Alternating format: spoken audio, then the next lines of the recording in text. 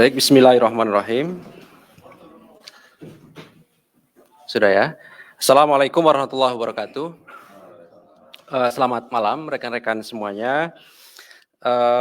Sebagaimana yang pernah kami sampaikan bahwa KPK sedang melakukan kegiatan penyidikan dugaan korupsi terkait dengan izin usaha pertambangan di Kabupaten Tanah Bumbu, Kalimantan Selatan. Dan kami juga sampaikan pada saatnya nanti ketika penyidikan cukup dan kemudian kami lakukan upaya paksa baik itu penangkapan ataupun penahanan terhadap tersangka, maka kami akan umumkan siapa yang ditetapkan sebagai tersangka dan kemudian termasuk konstruksi perkara ini dan pasal-pasalnya. Malam hari ini kami akan umumkan dan kemudian kami juga sampaikan mengenai perkembangan dari penyidikan perkara dimaksud. Hadir malam hari ini pimpinan Pak Alek dan juga Deputi Penindakan Pak Karyoto, dan nanti akan dibacakan poin-poin dimaksud oleh Pak Alek. Setelahnya kami beri kesempatan satu sesi untuk 3 orang penanya ya. 3 orang penanya, silahkan. Barangkali kita fokuskan terkait dengan perkara ini saja begitu ya, supaya nanti penjelasan dari pimpinan ataupun Pak Deputi juga kita bisa fokus perdalam terkait dengan perkembangan penanganan perkara ini. Baik, kami silakan Pak Alek untuk menyampaikan beberapa poin dari perkembangan penyidikan perkara dimaksud. Kami silakan Pak. Ya, terima kasih. Baik, teman-teman wartawan, hari ini kami akan menyampaikan informasi terkait penyidikan dugaan tindak pidana korupsi, penerimaan hadiah atau janji oleh penyelenggara negara atau yang mewakili terkait pemberian izin usaha pertambangan di Kabupaten Tanah Bumbu, Kalimantan Selatan. Sebagai bentuk tanggapan atas pengaduan masyarakat kepada KPK, KPK kemudian melakukan pengumpulan berbagai informasi maupun bahan keterangan terkait dugaan tindak pidana korupsi dimaksud. Kemudian KPK melakukan penyelidikan dan ditemukan adanya bukti permulaan yang cukup, sehingga KPK meningkatkan status perkara ini ke penyidikan dengan mengumumkan tersangka sebagai berikut. MM, Bupati Tanah Bumbu periode tahun 2010-2015 dan tahun 2016 sampai dengan tahun 2018. Untuk proses penyidikan dilakukan upaya paksa penahanan bagi tersangka MM oleh tim penyidik selama 20 hari pertama terhitung mulai hari ini tanggal 28 Juli 2022 sampai dengan tanggal 16 Agustus 2022 di rutan KPK pada Pom dan Jaya Guntur. Adapun konstruksi perkaranya diduga telah terjadi sebagai berikut. MM yang menjabat Bupati Tanah Bumbu pada periode 2010-2015 dan periode tahun 2016-2018 memiliki wewenang yang satu diantaranya memberikan persetujuan izin usaha pertambangan, operasi, dan produksi di wilayah pemerintahan daerah Tanah Bumbu, Kalimantan Selatan. Pada tahun 2010, salah satu pihak swasta, yaitu Hendry Sutio, selaku pengendali PT PCN, Prolindo Cipta Nusantara, bermaksud untuk memperoleh IUP OP milik PT BKPL seluas 370 hektar yang berlokasi di Kecamatan Angsana, Kabupaten Tanah Bumbu, Kalimantan Selatan. Agar proses pengajuan peralihan IUP OP bisa segera mendapatkan persetujuan MM, Hendry Sutio diduga juga melakukan pendekatan dan meminta bantuan pada MM selaku Bupati agar bisa memperlancar proses peralihan IUP OP dari PT BKPL ke PT PCN dimaksud. Menanggapi keinginan Hendry Sutio tersebut, di awal tahun 2011, MM diduga mempertemukan Hendry Sutio dengan Raden Dwijono Putro Hadi Sutopo yang saat itu menjabat Kepala Dinas Pertambangan dan Energi Tanah Bumbu. Dalam pertemuan tersebut, MM diduga memerintahkan Raden Biyono Putro Hadi Sutopo agar membantu dan memperlancar pengajuan IUP-OP dari Henry Sutio.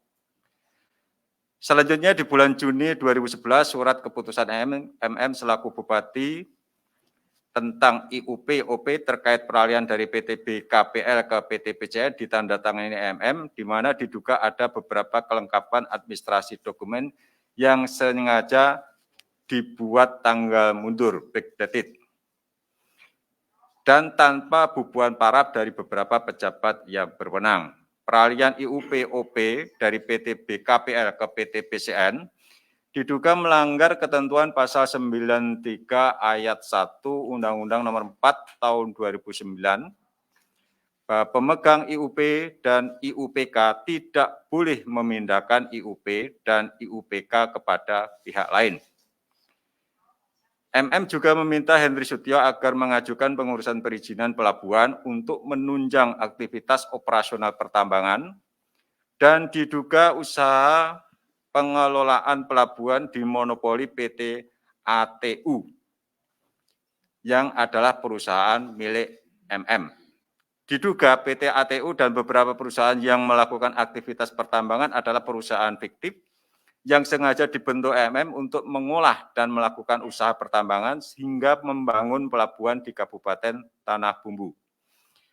Adapun perusahaan-perusahaan tersebut susunan direksi dan pemegang sahamnya masih terafiliasi dan dikelola pihak keluarga MM. Dengan kendali perusahaan tetap dilakukan oleh MM. Pada tahun 2012, PT ATU mulai melaksanakan operasional usaha membangun pelabuhan dalam kurun waktu 2012 sampai dengan 2014 dengan sumber dana seluruhnya dari Henry Sutio, di mana pemberiannya melalui permodalan dan pembiayaan operasional PT ATU.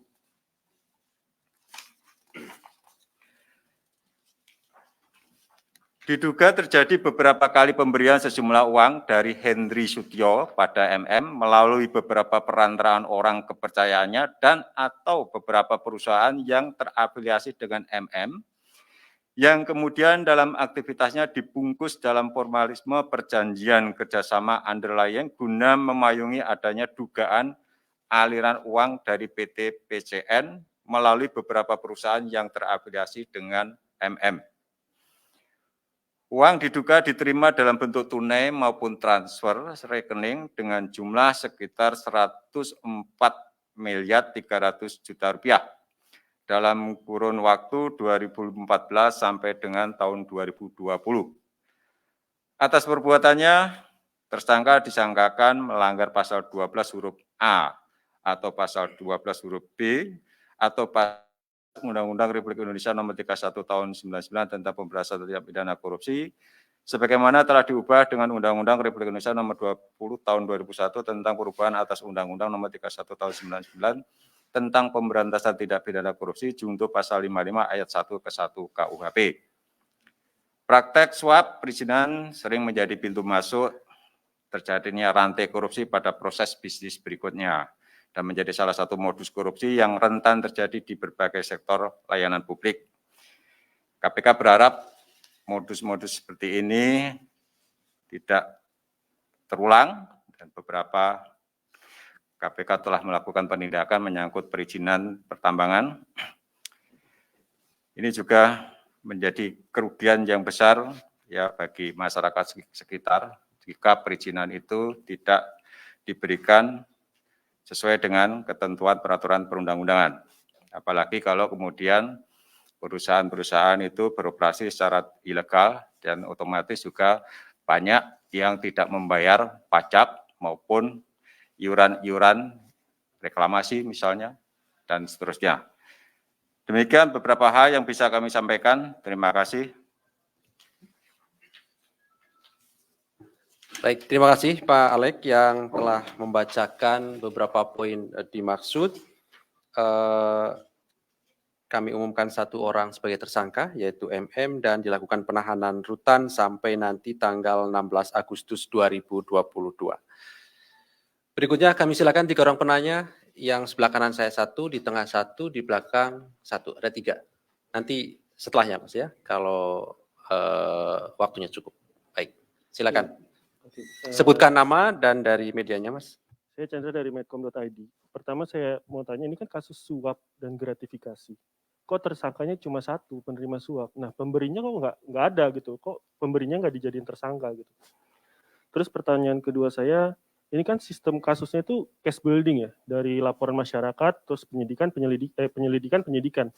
Nah, kok KPK cuma ngusut suap dan gratifikasi kalau ini case building, nggak korupsi gitu? Apa ya KPK yakin nggak ada kerugian negara dalam kasus ini? Terus yang ketiga mau nanya soal buronnya Pak Mardhani. Itu tadi sempat ditanya nggak dia selama buron itu kemana aja, lari kemana aja dan menghilang kemana aja? Karena tadi pas nyampe dia juga protes dijadikan buronan gitu. Terus mau nanya soal tadi kan kalau kata Pak Alex dia nerima uang 104 miliar dan dalam peradilan itu disebut uang itu dijadikan perusahaan. Nah ini kan udah jadi barang gitu kan. Dan ini kemungkinan TPPU. Apakah mungkin KPK akan mengusut TPPU ke depannya gitu Pak? Udah cukup itu. Sandra, ya oke. Mas Mario ya. Ya, saya Mario.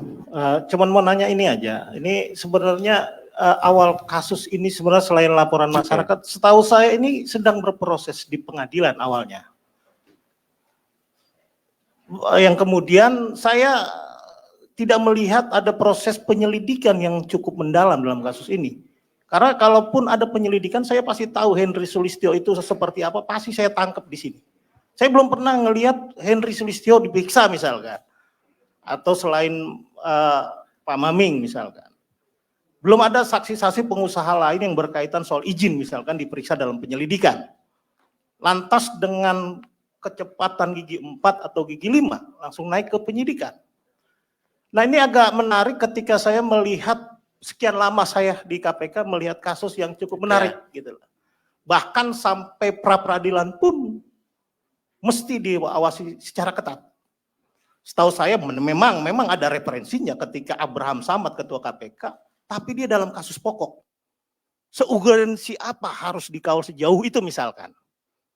Dengan kecepatan gigi 5 saya lihat dengan penyidikan yang memang bukan OTT atau bahkan berawal dari laporan masyarakat misalkan. Padahal itu kan berkembang di pengadilan sana, di pengadilan Samarinda atau Pontianak misalkan. Ini saya ingin aja belum dapat penjelasan itu, belum dapat, maksudnya saya belum nyampe gitu loh. Dari sekian lama saya, pertanyaan saya sebenarnya sejauh mana ini dimulai penyelidikan, kemudian kapan naik ke penyidikan, seberapa banyak saksi yang diperiksa di penyelidikan dan di penyidikan. Ini agak saya belum nyampe otak saya, jadi tolong di brainstorming saya terkait hal ini agar lebih mencerna, karena banyak ya artinya cukup menarik gitu loh. Agak fresh aja dengan model-model yang baru seperti ini. Nah, untuk kasus lain boleh Mas? Satu aja. Kita fokus dulu. Fokus. Ya. Oke, di belakangnya tadi. Oke.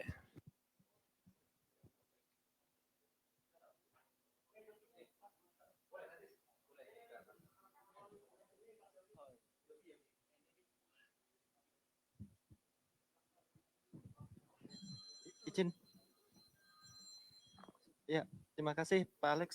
Saya Yogi dari Harian Kompas. Ini kan Pak Mardhani kan salah satu tokoh gitu ya di NU, kemudian juga di PDI, kemudian juga di HIPMI. Nah itu apakah akan ditelusuri, apakah nanti juga akan ditelusuri aliran-aliran suap dan gratifikasinya ke sana gitu. Kemudian juga kabarnya kan juga ada aliran juga ke beberapa pejabat pemerintah gitu ya.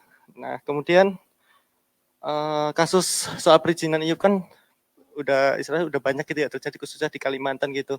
Nah ini kenapa kok hanya kasus ini yang saat ini diungkap? Kemudian juga bagaimana penjagaannya ke depan khususnya soal perizinan IUP ini yang kalau kita ke Kalimantan itu sudah gila-gilaan gitu loh, terutama Kalimantan Selatan, Kalimantan Timur itu. Ya terima kasih.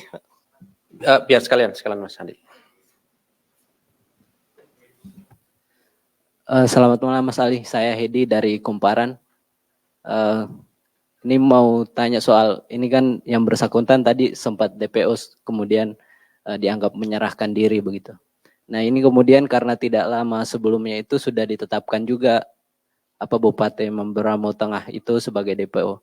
Nah ini kan jaraknya tidak terlalu jauh dan ini dianggap sebagai tren buruk di mana DPO itu berdekatan gitu tidak sampai dalam 1 bulan gitu. Nah bagaimana kemudian KPK menanggapi itu? Sejauh mana sih? Karena masih ada juga yang DPO bahkan kemudian yang hampir selalu ditanyakan teman-teman di sini itu Harun Masiku. Nah itu bagaimana sejauh ini KPK mencari DPO-DPO yang ada? Terima kasih Mas Ali. Oke, terima kasih. Saya kira cukup ya 4 orang penanya.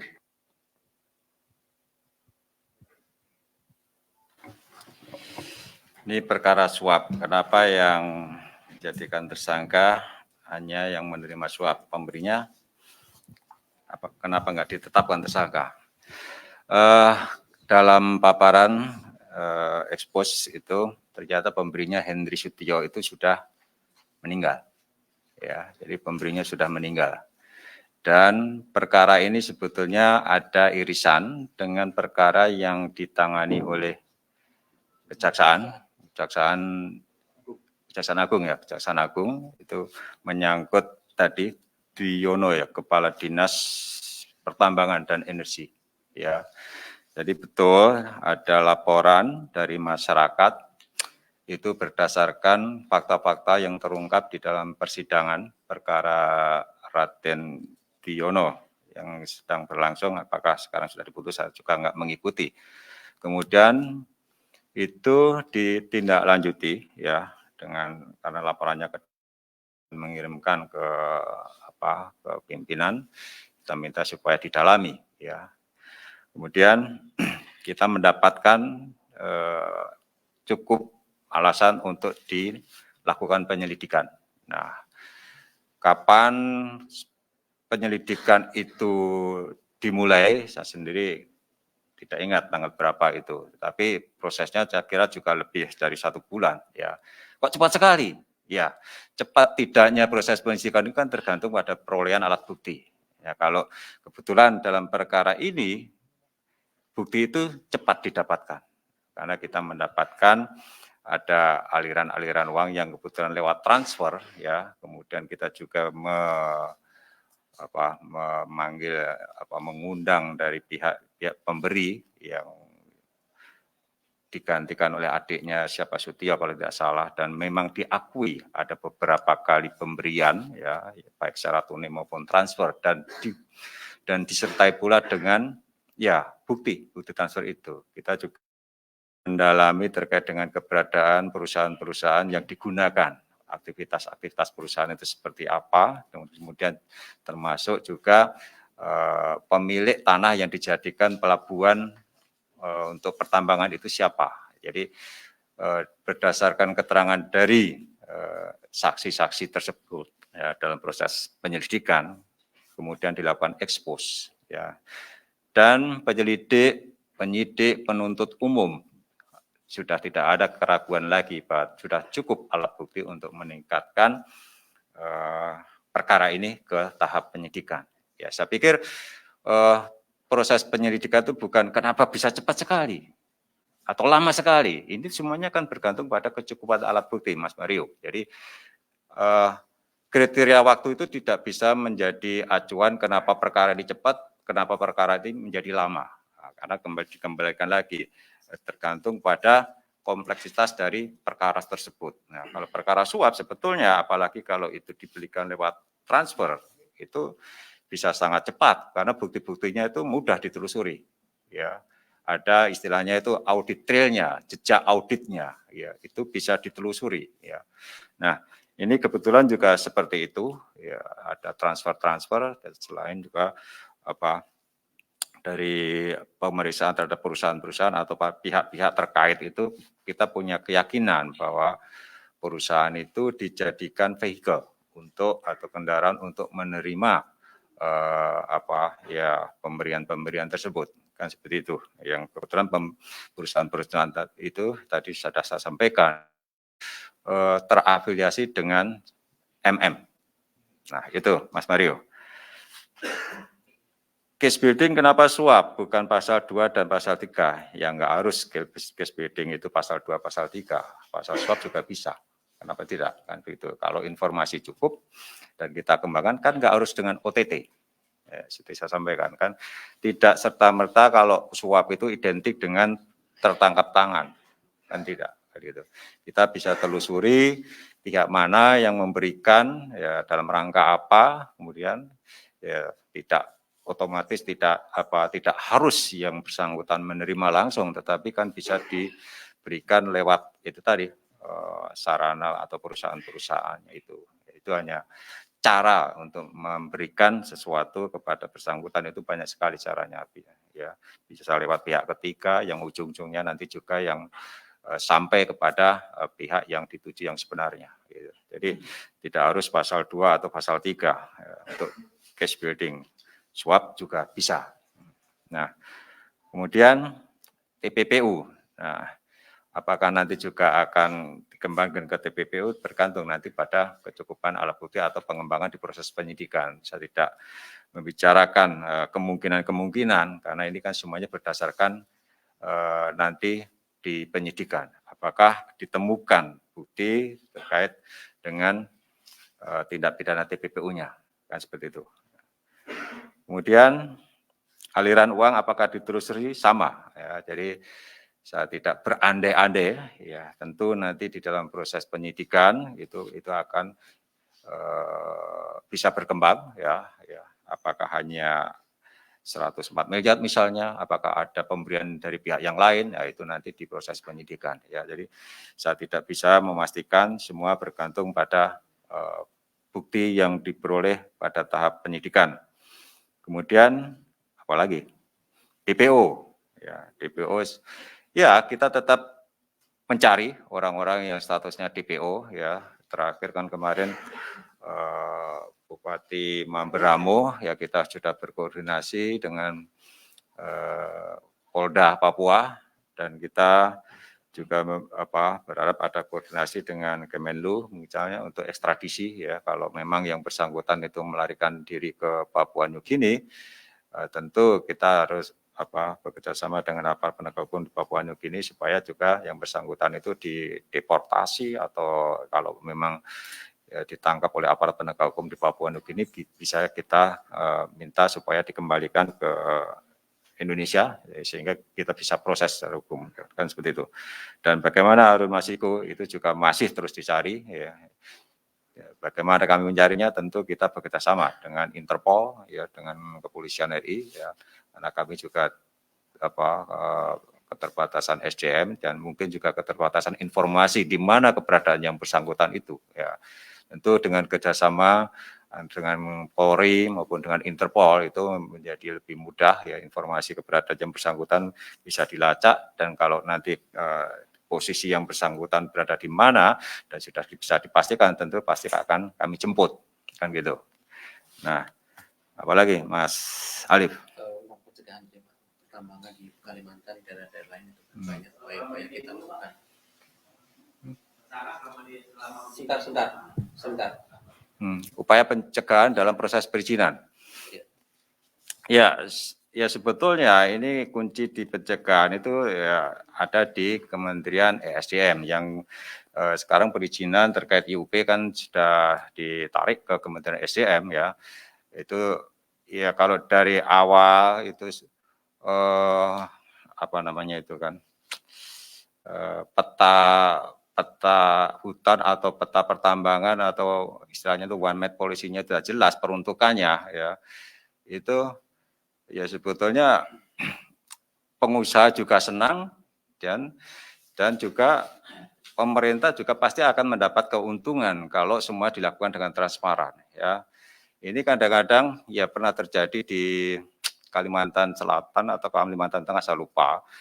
Ada satu bidang tanah itu tumpang tindih perizinannya itu sampai 6 perusahaan mendapatkan izin di lokasi yang sama. Ya, ini kan juga artinya apa? Itu ya harus kita akui bahwa perizinan kita masih belum tertib, kan seperti itu. Sampai muncul izin di lokasi yang sama oleh 6 perusahaan itu kan luar biasa sekali. Nah ini kan juga harus menjadi perhatian kita bersama ya, pemetaan itu sangat penting ya, one map policy itu kebijakan satu peta ya, itu tentu itu akan memberikan kepastian buat perusahaan-perusahaan yang memang ingin mendapatkan izin, dan di satu sisi juga pemerintah juga bisa memastikan kira-kira wilayah mana yang memang diperuntukkan untuk boleh ditambang misalnya. Ya, tentu saja kan bukan di hutan lindung. Kalau wilayah hutan lindung udah pasti nggak akan terbit.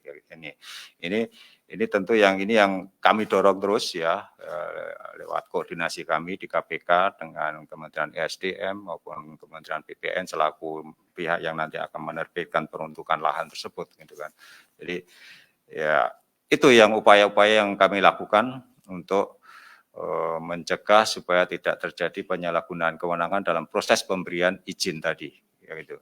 Nah, ini memang ya saya selalu sampaikan, biasanya di daerah-daerah yang kaya akan sumber daya alam, ya akhirnya itu tadi, ini yang betul-betul dimanfaatkan, dan beberapa kepala daerah kan sudah kita tindak karena dalam proses pemberian perizinan itu tidak sesuai dengan ketentuan yang berlaku.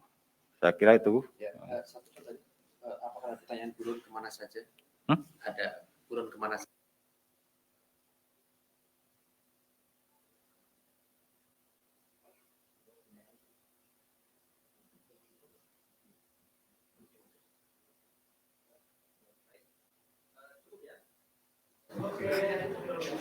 Oke, baik. Ya.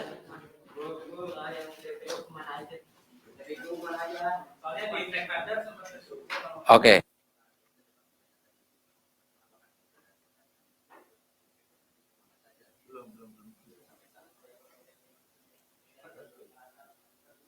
Baik, saya kira cukup ya. Terima kasih teman-teman kehadiran pada malam hari ini. Terima kasih juga Pak Alek dan Pak Karyoto yang juga hadir. Kami akhiri. Assalamualaikum warahmatullahi wabarakatuh.